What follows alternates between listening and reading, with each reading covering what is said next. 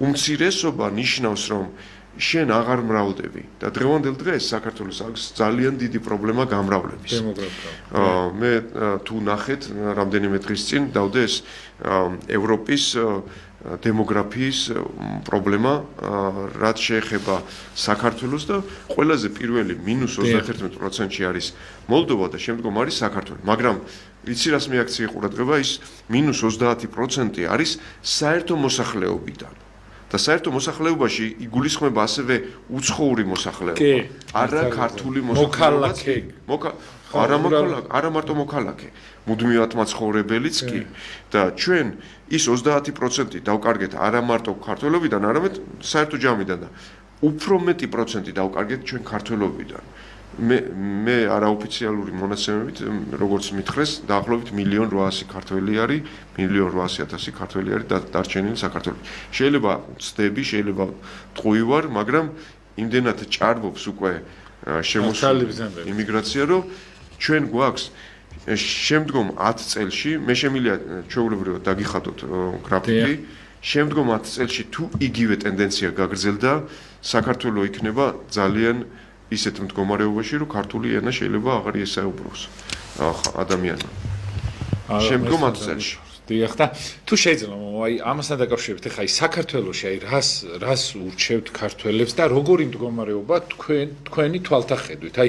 სხვაგან ხო ცხოვრობთ აი რო ჩამოხვით ხა რა აი სულიერების ხრო რაღაცა იმიტომ რომ მე ძალიან მომწონს აქაური სულიერი მდგომარეობა იმიტომ რომ ვფიქრობ რომ ძალიან წინ არის ჩვენი ეკლესია და ძალიან მაგრა ვართ იმიტომ რომ ჯერ წარმოგინხეთ ქვედა ქვეყანაზეც საუბრობთ რამხილაზე გაწუდა ჩვენი ეკლესია რომ კანადაშიც კი ყავს სასულიერო პირი ხო ქართველი 5 წუთი დარჩა მამა ბოლო სამწუხარო ჩვენდა და თუ შეიძლება მამა რომ აი თქვენი ხედვით აი ამ საქართველოზე რა სიტყვით დღევანდელზე სულიერ მდგომარეობაში ესე იგივე და სულიერი მდგომარეობა მადლობა ღმერთს გვაქვს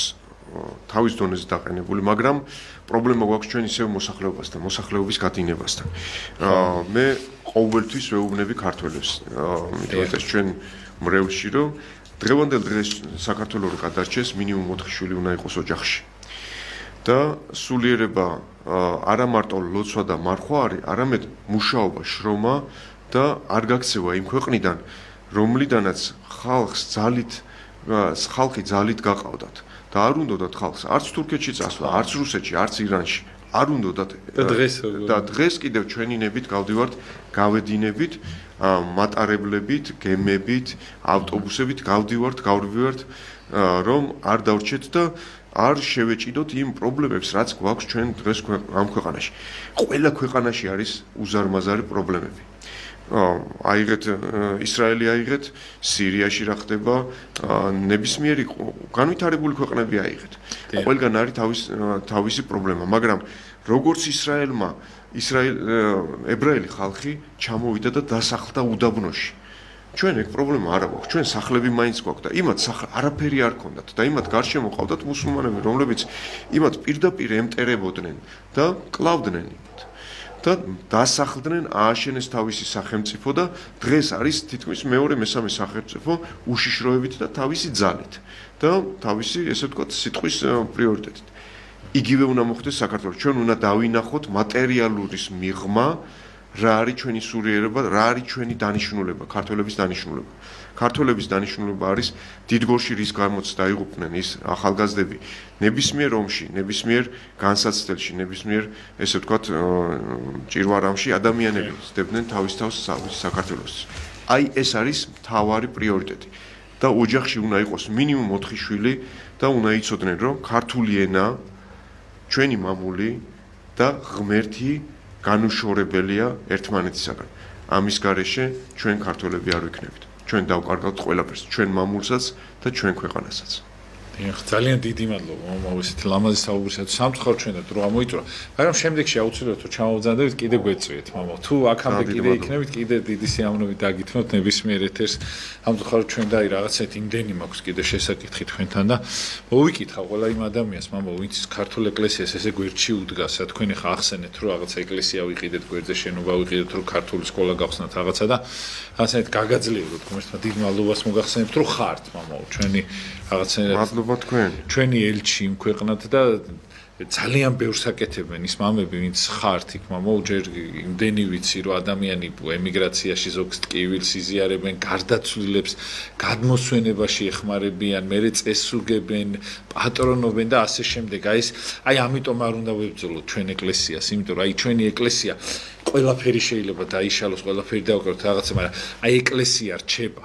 აი სიცოდეთ, აი ნებისმიერ წარმოგიდგენთ, ხა აფხაზეთი შეიძლება დროებით ოკუპირებულია, მაგრამ ჩვენი ეკლესია იქ დარჩა. იგივე სამაჩაბლოდ ოკუპირებულია, დარჩა იქ ეკლესია. აი ეკლესიას რაღაცა რომ გადაეციმა, რაღაც ამას კი უნდა ებრძოლოთ. უნდა გიხაროთ, იმიტომ რომ ერთადერთი მიწა, რაც შენარჩუნდება საქართველოში, ეს იქნება ის მიწა, რომელიც ეკლესიას ეკუთვნის და ეს უნდა ვიცოდეთ ჩვენ რა. ვინც ეკლესიას ებრძვის, აი მამა თომას ებრძვის კანადაში, რომელიც წვალობს და ამდენ ემიგრანტს გვერდში უდგას. აი ეს იცოდეთ ყოველთვის და აუცილებლად ვისაც გეცოდინება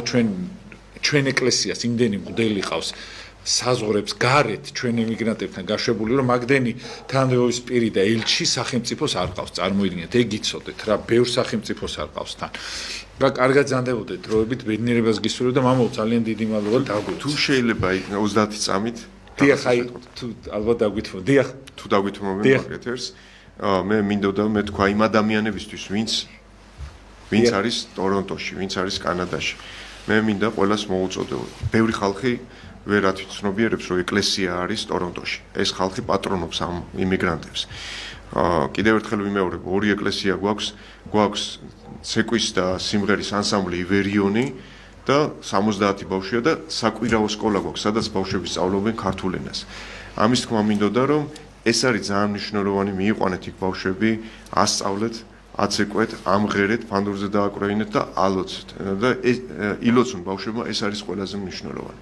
აი ძალიან დიდი მადლობა თქვენ მაყურებელს და ღმერთმა დაგლოცოთ და გაგაძლიეროთ ძალიან დიდი მადლობა მამო პირიქით რომ ხართ და ისე მიხარია რომ ესეთი მოძღვრები იქ ყევ ხართ ხალხს უკვე იმ ხალხზე აღარ დავდობ ხოლმე იმდენად იმიტომ რომ ვიცი რომ აი